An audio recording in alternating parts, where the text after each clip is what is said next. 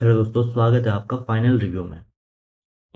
दोस्तों, जो उत्तराखंड अधिवेशन न्यायालय में कनिष्ठ सहायक और स्टेनोग्राफर की परीक्षा होने वाली है, उसके लिए हमारी आज डे 13वीं क्लास है। ठीक है, जिसमें हम 25 क्वेश्चन करने वाले हैं उत्तराखंड के प्राकृतिक संसाधन से रिलेटेड, जिसमें वन संसाधन, मृदा संसाधन और उत्तराखंड की जनसंख्या और जनांगी की हम बात करने वाले हैं, यानी कि जनगणना की बात करने वाले हैं। इंपोर्टेंट क्वेश्चन यहाँ से बनते हैं।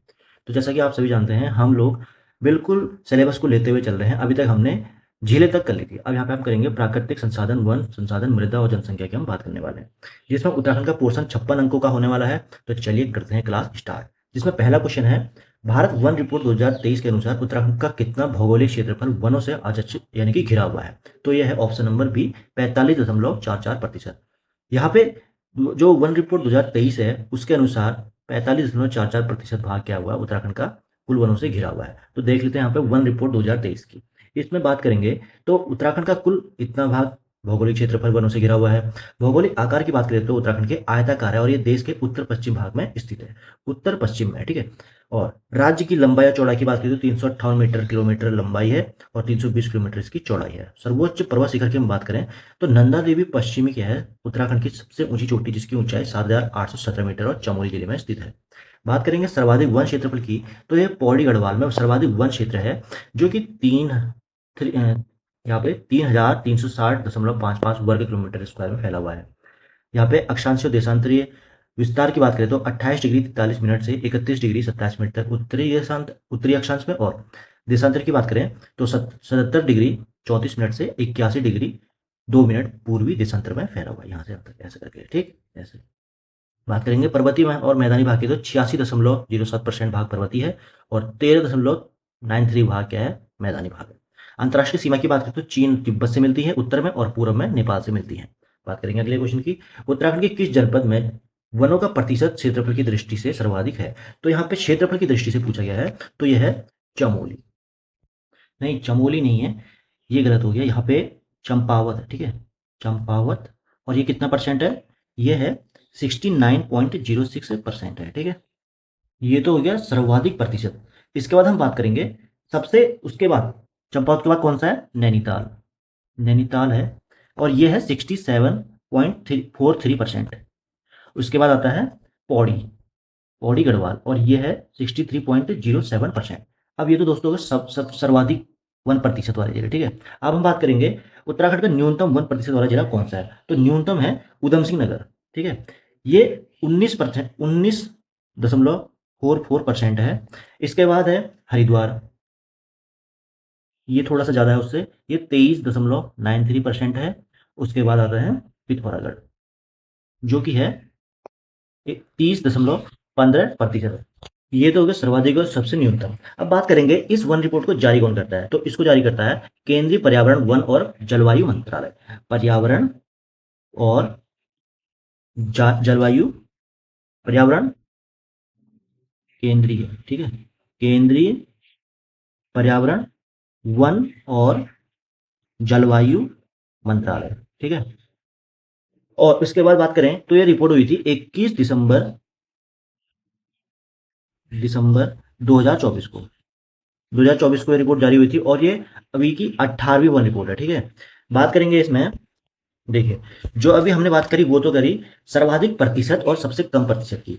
अब हम बात करेंगे सर्वाधिक फॉरेस्ट कवर वाले। ठीक है, यानी कि सबसे ज्यादा किस क्षेत्र, किस डिस्ट्रिक्ट में वन फैले हुए हैं? तो ये फैले हुए हैं पौड़ी में सबसे अधिक। ठीक है, एरिया वाइज, वो प्रतिशत वाइज था, अब ये एरिया वाइज है। पौड़ी में फैले हुए हैं। उसके बाद आता है उत्तरकाशी में, उत्तरकाशी इसका परसेंटेज नहीं आएगा, ठीक। और उसके बाद आता है नैनीताल में, नैनीताल में ये सर्वाधिक फैले हुए हैं। और सबसे कम की बात करें, न्यूनतम कहाँ पे फैले हुए हैं? न्यूनतम तो देखते हैं इसमें, तो ऑब्वियस बात है यूएस नगर में आएगा सबसे पहले, और उसके बाद आएगा हरिद्वार में, हरिद्वार, और उसके बाद रुद्रप्रयाग में, ठीक, प्रयाग। तो ये हो गए सबसे अधिक और सबसे कम इस जिले में फैले हुए हैं फॉरेस्ट कवर। और यहाँ पे एक चीज और इम्पोर्टेंट है, इसमें बात करें तो टाइप्स ऑफ वन कितने होते हैं? ठीक है, टाइप्स ऑफ वन यानी कि फॉरेस्ट्री के प्रकार। तो यहाँ पे 4 प्रकार के होते हैं, जिसमें पहला है अति सघन वन। ठीक है, यानी कि वेरी डेंस फॉरेस्ट, जो कि है 9.85%। ठीक, दूसरा टाइप है मध्यम सघन वन, मध्यम सघन वन, यानी कि MDF, मीडियम डेंस फॉरेस्ट, जो कि है 23.40%, और ये सर्वाधिक है, ठीक है। MDF वाला मध्यम वाला सबसे ज्यादा है। इसके बाद बात करेंगे खुले वन। खुले वन को लिखते हैं हम ओपन फॉरेस्ट, OF। तो ये है मात्र 12.19%, ठीक। अब इसके बाद बात करेंगे झाड़ीदार, ठीक है, एक झाड़ीदार, और ये हो जाते हैं स्क्रब्ड टाइप के। तो ये होते हैं मात्र 0.77% ये हैं। तो टोटल मिला के कितना परसेंट हो गया, 45.44% ये हो जाएगा, ठीक है। तो ऐसे भी आ सकता है कि कितने प्रकार के वन पाए जाते हैं, तो 4 प्रकार के, अधि सघन, मध्यम सघन, खुले वन और झाड़ीदार वन, ठीक। और सबसे अधिक कौन से वाले हैं, मध्यम सघन, यानी कि 23.40% यहाँ पे है। अब बात करेंगे अगला क्वेश्चन, उत्तराखंड में पर्वतीय ढालों में मिलने वाले बांज और बुरास के पौधे किस प्रकार के वनों की विशेषताएं पे बताते हैं। तो ये बताते हैं समशीतोष्ण प्रकार के वन के बारे में। बांज और बुरास के मध्य हिमालय क्षेत्र में पाए जाते हैं, जो कि यानी कि टेम्परेट फॉरेस्ट, यानी कि समशीतोष्ण वनों के बारे में मुख्य विशेषताएं हैं इस टाइप के। अगला क्वेश्चन, उत्तराखंड राज्य का सबसे बड़ा राष्ट्रीय उद्यान क्षेत्रफल की दृष्टि से कौन सा है। तो यह है गंगोत्री राष्ट्रीय उद्यान, ऑप्शन नंबर डी। ये उत्तरकाशी जिले में स्थित है। अब बात उसकी जो क्षेत्रफल है 2390 वर्ग किलोमीटर है। तो बात कर लेंगे यहाँ पे राष्ट्रीय उद्यान और अभ्यारण्य से संबंधित मोस्ट इंपोर्टेंट यहाँ पे फैक्ट। तो सबसे बड़ा जो राष्ट्रीय उद्यान है गंगोत्री राष्ट्रीय उद्यान है, 2390 वर्ग किलोमीटर की क्या बोलते हैं क्षेत्रफल में फैला हुआ है। और प्रथम राष्ट्रीय उद्यान कौन सा है, कार्बेट राष्ट्रीय उद्यान है, 1936 में फैला हुआ है, जिसे पहले क्या कहते थे, हैरी नेशनल पार्क भी कहते थे। बात करेंगे सबसे बड़ा वन्यजीव विहार की बात करें तो केदारनाथ वन्यजीव विहार है, 975.20 वर्ग किलोमीटर में फैला हुआ है। कस्तूरी मृग संरक्षण की बात करें तो पिथौरागढ़ में स्थित है अस्कोड वन्यजीव विहार, जो कि उत्तराखंड के सर्वाधिक कस्तूरी मृग यहाँ पे पाए जाते हैं। सबसे छोटा राष्ट्रीय उद्यान की बात करें तो फूलों की घाटी जो है वैली ऑफ फ्लावर्स चमोली में स्थित है, 87.50 वर्ग किलोमीटर की मात्र इसकी क्या है यहाँ पे वर्ग किलोमीटर में फैला हुआ है। वन्यजीव विहारों की बात करें तो उत्तराखंड में 7 है। और यहाँ पे बात करें नेशनल पार्क की, तो नेशनल पार्क कितने हैं उत्तराखंड में, यहाँ पे नेशनल पार्क है 6। सबसे छोटा वन्यजीव विहार जो है वो है मसूरी वन्यजीव विहार, ये भी चमोली में है, मात्र 11 किलोमीटर में फैला हुआ है। बात करेंगे इसके बाद मसूरी वन्यजीव विहार, ये यहाँ पे नहीं है, चमोली में नहीं है, ये देहरादून में है, ठीक है। इसको विनोग माउंटेन फोगाट भी बोलते हैं इसको, विनोग माउंटेन फोगाट। बात करेंगे यूनेस्को की विश्व धरोहर की बात करें तो नंदा देवी राष्ट्रीय उद्यान, जो कि 1988 में स्थापित किया गया था वहां पे, और फूलों की घाटी 2005 में इसको यूनेस्को की विश्व धरोहर सूची में शामिल किया गया है, ठीक है। अब बात करें अगले क्वेश्चन की, यहाँ पे देखें तो जिम कॉर्बेट की राष्ट्रीय उद्यान की स्थापना किस वर्ष की गई, जिसे देश का पहला, तो 1936 में की गई है। इसे हैरी नेशनल पार्क के रूप में भी स्थापित किया था। बात करें इसके बाद इसका नाम बदला 1957 में, यहाँ पे 1957 में कार्बेट राष्ट्रीय उद्यान का नाम पड़ा। बात करें इसके बाद अगला क्वेश्चन है वन्यजीव अभ्यारण्य और उनकी सही अवस्थिति को यहाँ पे बताना है। तो अस्कोट यहाँ पे गलत हो गया, नहीं अस्कोट अल्मोड़ा में ही है, एक सेकंड, यहाँ पे पूछा गया है सुमेलित करना है वन्यजीव अभ्यारण्य उनकी सही अवस्थिति को, तो यहाँ पे सही है, ये गलत हो गया, ठीक है। अस्कोट कहाँ है, अभी पिथौरागढ़ में है। बिनसर अल्मोड़ा में, ये भी गलत है। गोविंद है उत्तरकाशी में, तो ऑप्शन नंबर सी सही है। बाकी नंदौर कहाँ है, नंदौर नैनीताल में है, ठीक। इसके बाद देखें अगला क्वेश्चन, उत्तराखंड के किस वन्यजीव विहार में सर्वाधिक कस्तूरी मृग पाए जाते हैं। तो सबसे ज्यादा जो कस्तूरी मृग पाए जाते हैं वो पाए जाते हैं अस्कोड वन्यजीव विहार, जो कि पिथौरागढ़ में स्थित है। यहाँ पे कस्तूरी मृग को संरक्षित करने वाला प्रमुख केंद्र माना जाता है। बात करेंगे इसके बाद नवा क्वेश्चन है, उत्तराखंड पर्यावरण संरक्षण के लिए अपना संपूर्ण जीवन समर्पित करने वाले विश्वेश्वर दत्त सक्रानी जी को किस नाम से जाना जाता है। तो विश्वेश्वर दत्त सक्रानी जी को जाना जाता है वृक्ष मानव, यानी कि ट्री मैन ऑफ उत्तराखंड के नाम से। यहाँ पे बात करेंगे तो इसको याद कैसे करना है, विश्वेश्वर में यहाँ पे देखो ऐसा आ रहा है शौ, और यहाँ पे भी अक्षर है, तो ऐसे सेम आ रहे हैं यहाँ पे दिखने के लिए, तो ऐसे याद कर सकते हैं। तो यहाँ पे बात करेंगे पर्यावरण और जन आंदोलन के बारे में। तो यहाँ सबसे जो पहला है यहाँ पे देखते हैं हम चिपको आंदोलन, जो कि वनों के कटान के विरोध में चमोली के रेणी गांव में 1974 में गौरा देवी के समर्थन में नेतृत्व में यहाँ पे प्रसिद्ध चिपको आंदोलन शुरू हुआ था। दूसरा आंदोलन है रवाई और तिलाड़ी आंदोलन, जो कि 30 मई 1930 को टिहरी रियासत में वनों पर अधिकार के खिलाफ यहाँ पे आंदोलन किया था, जिसमें निहत्थे किसानों पर गोली चलाई थी। और इसको उत्तराखंड का वो क्या बोलते हैं यहाँ पे 1919 में जो हुआ था जलियांवाला बाग, तो इसको उत्तराखंड का जलियांवाला बाग भी हत्याकांड कहते हैं। डूंगी पैतोली आंदोलन की बात करें तो चमोली में बांज का जंगल काटे जाने के विरोध में मथुरा देवी के नेतृत्व में यहाँ पे महिलाओं द्वारा चलाया गया था डूंगी पैतोली आंदोलन। पहाड़ी राखो आंदोलन की बात करें तो उफरैखाल गांव, यानी कि जो पौड़ी में है, यहाँ पे जल संकट को दूर करने के लिए सच्चिदानंद भारती द्वारा 1989 में चलाया गया था। रक्षा सूत्र आंदोलन की बात करें तो टिहरी के भिलंगना क्षेत्र में 1994 में सुरेश भाई के नेतृत्व में वृक्षों पर रक्षा सूत्र बांधकर उन्हें बचाने हेतु चलाया गया था।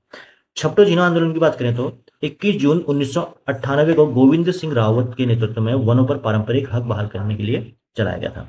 मैती आंदोलन फेमस है। 1995 में कल्याण सिंह रावत जी के द्वारा चमोली से शुरू हुआ था। इसमें क्या है, विवाह के अवसर पर वर वधु द्वारा यहाँ पे पौधे रोपने की अनोखी परंपरा है। पर्यावरण विदों को सम्मान की बात करें तो यहाँ पे चिपको आंदोलन को शिखर पर पहुंचाने के लिए जो चंडी प्रसाद भट्ट को उनको 1982 में रमन मैग्सेसे से प्रतिष्ठित यहाँ पे पुरस्कार है वो यहाँ पे मिला था। ठीक है, अब बात करें अगले क्वेश्चन की। चिपको आंदोलन की शुरुआत 1972-74 में चमोली के रणी गांव में, ये बता दिया। ठीक है, गौरा देवी जी ने किया था। यहाँ पे देखें अगला क्वेश्चन है, उत्तराखंड में मैती आंदोलन के प्रणेता कौन है? तो ये है मैती आंदोलन कल्याण सिंह रावत जी के प्रणेता है। ठीक है, और ये 1996 नहीं, इसका 95, ठीक, यहाँ पे शुरू किया था। अब बात करें इसके बाद, पानी राखो आंदोलन उत्तराखंड के पौड़ी गढ़वाल के ओखरे खाल में किसके द्वारा चला गया था? तो ये चलाया गया था सच्चिदानंद भारती के द्वारा। यहाँ पे पानी की कमी को दूर करने के लिए, जंगलों को पुनर्जीवित करने के लिए पानी राखो आंदोलन चलाया गया था। अगली बात करें इसके बाद, तो उत्तराखंड के पहाड़ी क्षेत्रों में कृषि भूमि के प्रकारों के संदर्भ में तालाब भूमि से तात्पर्य क्या तात्पर्य है? तो यहाँ पे जो तालाब भूमि होती है वह पूर्णतः सिंचित भूमि होती है। तो ये तो होगी पूर्णतः सिंचित भूमि। अब इसके बाद एक भूमि टाइप और है जो कि है, इसको बोलते हैं उपराऊ। उपराऊ, ठीक है, उपराऊ भूमि जो कि असिंचित होती है। और ये दो टाइप की होती है, एक होती है उपराऊ अव्वल और एक होती है उपराऊ दोयम। जो उपराऊ अव्वल होती है वो अत्यधिक, मतलब कि अधिक उपजाऊ भूमि होती है। ठीक है, उपजाऊ भूमि होती है। और जो दोयम होती है, उपराऊ दोयम, वो थोड़ी सी कम उपजाऊ होती है, कम उपजाऊ। ठीक है, अब बात करेंगे अगले क्वेश्चन की। अच्छा, यहाँ पे उत्तराखंड मृदा और कृषि से संबंधित देख लेते हैं इंपोर्टेंट फैक्ट, जिसमें है कृषि भूमि के आकार की बात करें तो 2010-11 के अनुसार उत्तराखंड में कृषि जो भूमि जोत है उसके आकार 0.9 हेक्टेयर था। अर्थव्यवस्था में योगदान की बात करें तो 2023-24 के अनुसार उत्तराखंड की जो अर्थव्यवस्था है इसमें प्राथमिक क्षेत्र यानी कि कृषि क्षेत्र में योगदान रहा था 9.99%। बंजर और पथरीली भूमि की बात करें तो बिना सीढ़ीदार पथरीली कृषि भूमि को इजरान कहते हैं और बंजर और कटीली भूमि को कटील भूमि कहते हैं यहाँ पे। और प्रथम कृषि विश्वविद्यालय की बात करें तो पंडित गोविंद बल्लभ पंत कृषि विद्यालय पंतनगर में स्थापना 17 नवंबर 1960 को हुई थी। ऑर्गेनिक कम्युनिटी बोर्ड की बात करें तो 19 मई 2003 को इस बोर्ड की स्थापना यहाँ पे की गई है राज्य में जैविक कृषि को बढ़ावा देने के लिए, ऑर्गेनिक कम्युनिटी बोर्ड की।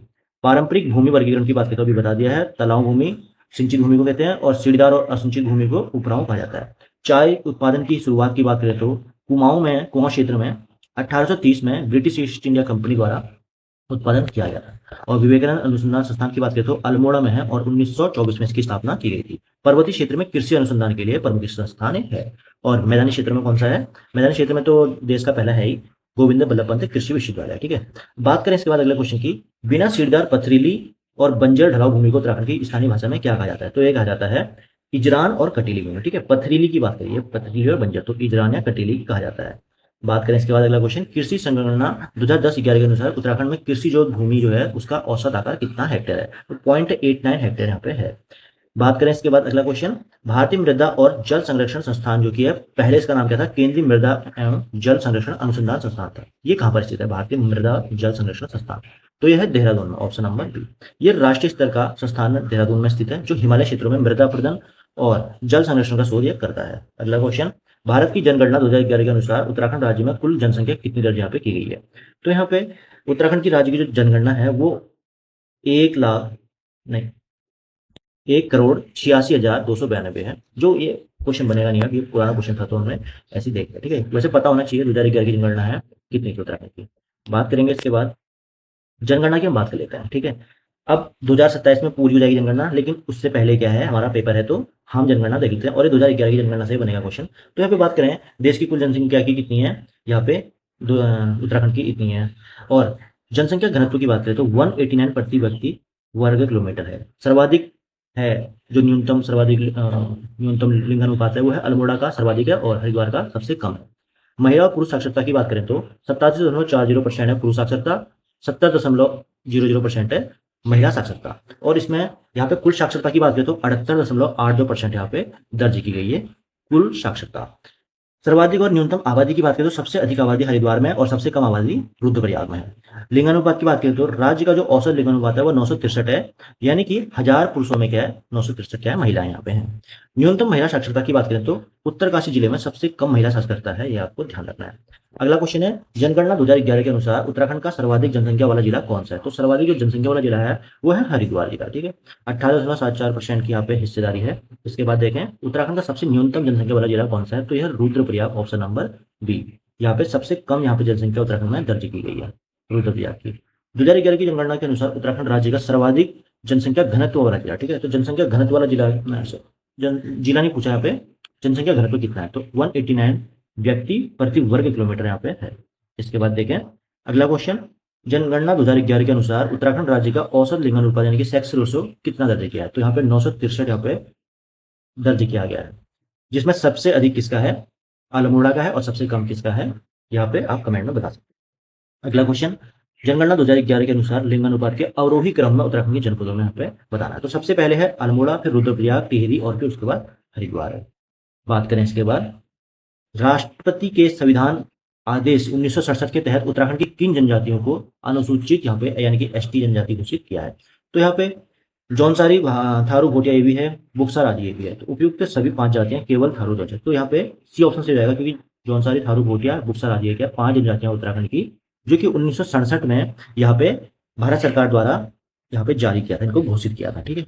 बात करेंगे यहाँ पे जनजातियों के बारे में हम देख लेते हैं, जिसमें एसटी की घोषणा की यहाँ पे डेट जो है, ईयर ऑफ घोषणा कितना 1967 है। दूसरा सबसे जो पहला है वो है थारू, इसमें दूसरा बता रहे थे। दूसरा है जौनसारी जनजाति, जो कि दूसरा सबसे बड़ा, और गढ़वाल क्षेत्र का सबसे बड़ा जनजाति समूह है जौनसारी। जौनसार बाबर क्षेत्र की बात करें तो यमुना और टॉस नदी के संगम पे, यहाँ पे नदियों के मध्य निवास करता है, और इसमें मात्र 57 व्यवस्था यहाँ पे पाई जाती है। सबसे बड़ा जो जनजाति समूह है थारू है, उत्तराखंड का कुमाऊं क्षेत्र का सबसे बड़ा जनजाति समूह है। सबसे छोटा जो है वो राजी है, बनरावती बोलते हैं इनको यहाँ पे। और भोटिया जनजाति के आवास की बात करें तो ग्रीष्मकालीन अवकाश को आवास को यहाँ पे मैद बोलते हैं, और शीतकालीन आवास को यहाँ पे मुनसा बोलते हैं। तो दीपावली को शोक पर्व के रूप में थारू जनजाति मनाई जाती है, हालांकि ये पहले बनाती थी, अब नहीं बनाती है, लेकिन क्वेश्चन आ जाएगा तो आपको पता होना चाहिए। अगला क्वेश्चन है, जनसंख्या की दृष्टि से उत्तराखंड का सबसे बड़ा जनजातीय समूह यानी कि एसटी समूह कौन सा है, तो यह सबसे बड़ा जो है थारू है, ऑप्शन नंबर सी। बात करें इसी क्रम में लास्ट क्वेश्चन, उत्तराखंड का सबसे छोटा जनजातीय समूह कौन सा है, राजी जनजाति, जो कि जंगलों में रहता है, राजी जनजाति। तो दोस्तों ये थे आज के हमारे टॉपिक के जुड़े हुए सबसे महत्वपूर्ण प्रश्न। अब हम अगले टॉपिक में बात करेंगे उत्तराखंड के इतिहास की, जिसमें ब्रिटिश काल से पूर्व के जो प्रमुख राजवंश है, कत्यूरी शासन और चंद शासन, इसके हम बात करेंगे, इसके मोस्ट इंपोर्टेंट टॉपिक देखेंगे, और उसके बाद हम ऐसे चलते रहेंगे कंटिन्यू। तब तक अब मिलेंगे अगली क्लास में, तब तक के लिए धन्यवाद। जय हिंद, जय उत्तराखंड।